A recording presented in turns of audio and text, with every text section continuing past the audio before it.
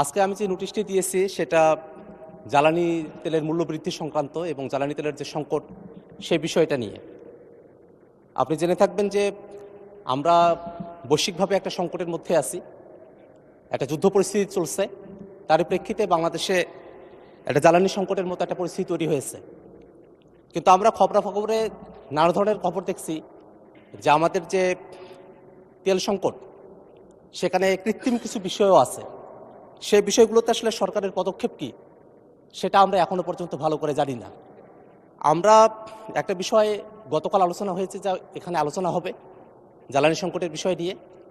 সে সময়টাতে সরকারি দল বিরোধী দল আমরা পরস্পর আলোচনা করব, কিন্তু হঠাৎ করে যে এলপিজির দামও বাড়ায় দেওয়া হলো। আমাদের যারা রান্নাবান্নার কাজে করতেছেন, বিভিন্ন উৎপাদনের কাজগুলো করতেছেন, তারা কিন্তু এই সময়টাতে ভালো করে এই রান্নাবান্নার কাজগুলোতে তারা করতে পারবেন না যদি এইভাবে এলপিজির দামগুলো বাড়তে থাকে। এই কারণে আমরা সরকারের কাছে এই বিষয়টাতে আহ্বান জানিয়েছি, যাতে করে যে দামটা বৃদ্ধি করা হয়েছে সেটা যেহেতু মাত্রাতিরিক্ত, এই মাত্রাতিরিক্ত দামটাকে কমায় নিয়ে আসে, যাতে একটা সহনীয় পর্যায়ে এটাকে নিয়ে আসা হয়। যেভাবে ওভারনাইট তেলের দাম বাড়িয়ে দেওয়া হলো, জ্বালানির দাম বাড়িয়ে দেওয়া হলো, এটা জনজীবনে যে একটা নেতিবাচক প্রভাব পড়েছে, সেই নেতিবাচক প্রভাব থেকে বেরিয়ে আসার জন্য আমরা সরকারের কাছে আহ্বান জানাবো।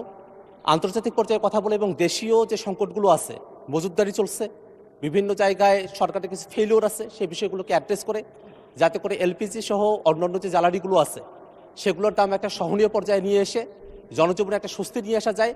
সরকার বলছিল যে তারা দাম বাড়াবে না, কিন্তু তারা দাম বাড়াতে বাধ্য হয়েছে, বা যে পরিস্থিতিতে তারা দাম পেয়েছে এত দাম বাড়ানো উচিত হয়নি।